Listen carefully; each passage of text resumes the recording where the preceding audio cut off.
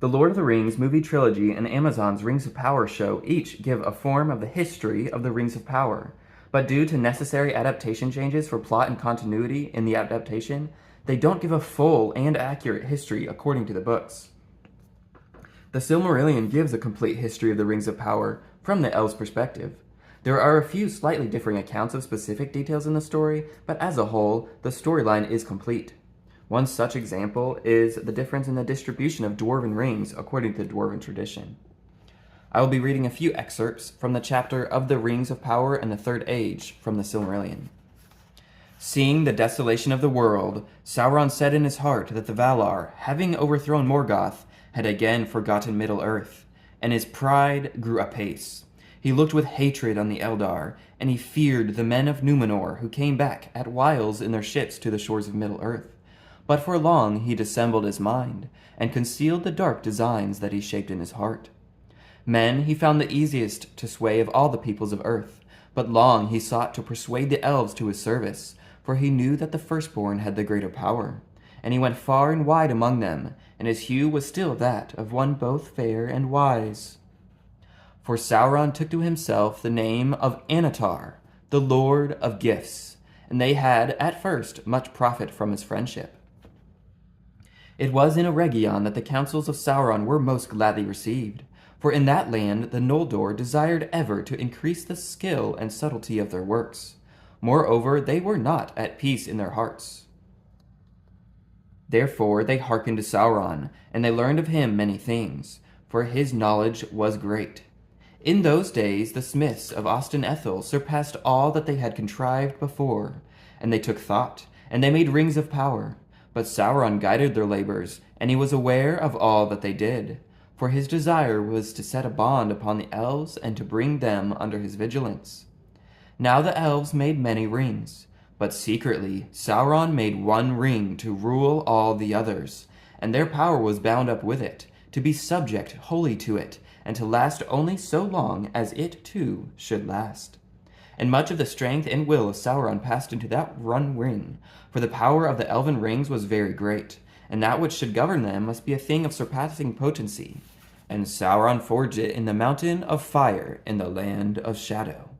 And while he wore the one ring, he could perceive all the things that were done by means of the lesser rings, and he could see and govern the very thoughts of those that wore them.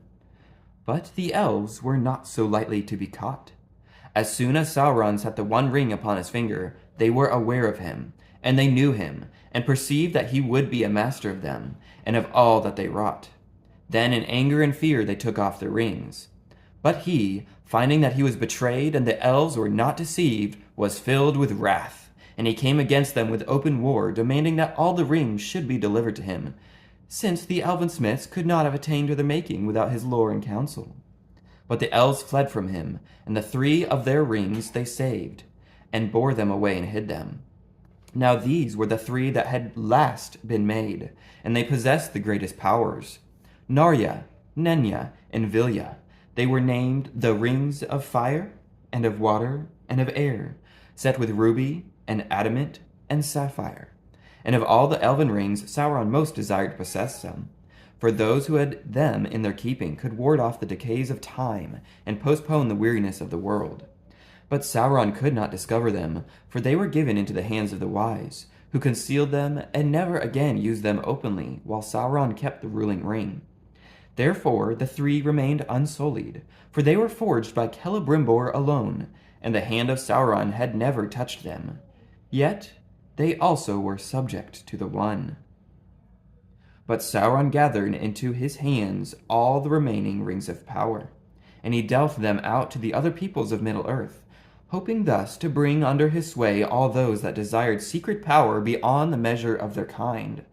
7 rings he gave to the dwarves, but to men he gave 9, for men proved in this matter, as in others, the readiest to his will. And all those rings that he governed he perverted, the more easily since he had a part in their making, and they were accursed, and they betrayed in the end all those that used them. The dwarves indeed proved tough and hard to tame. They ill endure the domination of others, and the thoughts of their hearts are hard to fathom, nor can they be turned to shadows.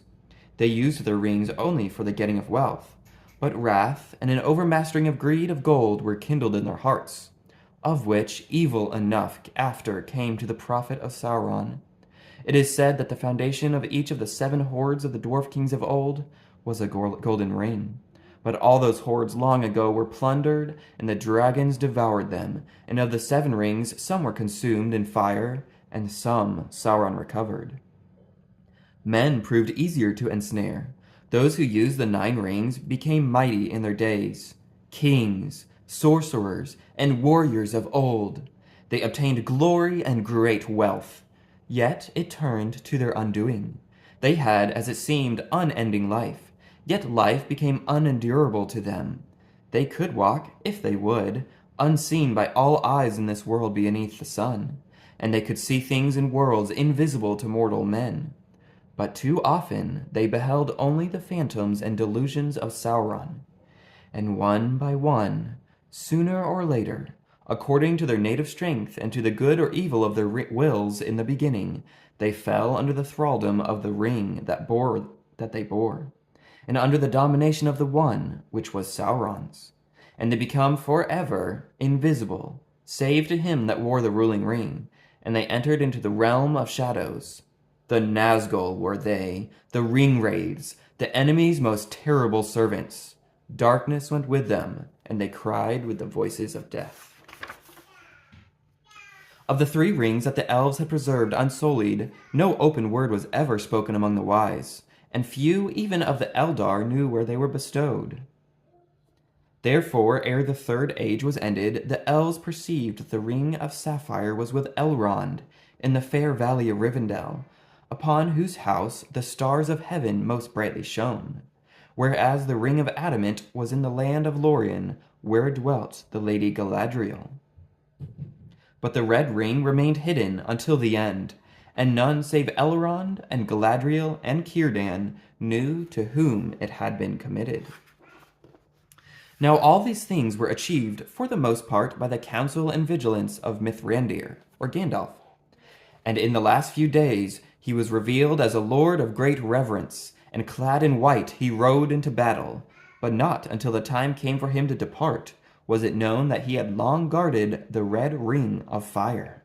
At first that ring had been entrusted to Círdan, the lord of the havens, but he had surrendered it to Mithrandir, for he knew whence he came and whither at last he would return. "Take now this ring," he said, "for thy labors and thy cares will be heavy, but in all it will support thee and defend thee from weariness. For this is the ring of fire, and herewith, maybe, thou shalt rekindle hearts to the valor of old in a world that grows chill." And latest of all, the keepers of the 3 rings rode to the sea, and Master Elrond took there the ship that Círdan had made ready. So we can see some differences between the books and the adaptations. One example is the order and influence of the rings. In Amazon's Rings of Power, they made the 3 first, and then intentionally made 7 for the dwarves, and then intentionally 9 for men, each under increasing involvement and influence by Anatar, or Sauron. This isn't exactly accurate, but it did allow for better continuity for the shortened timeline of the show, and allowed for the showrunners to visually show the influence of Anatar.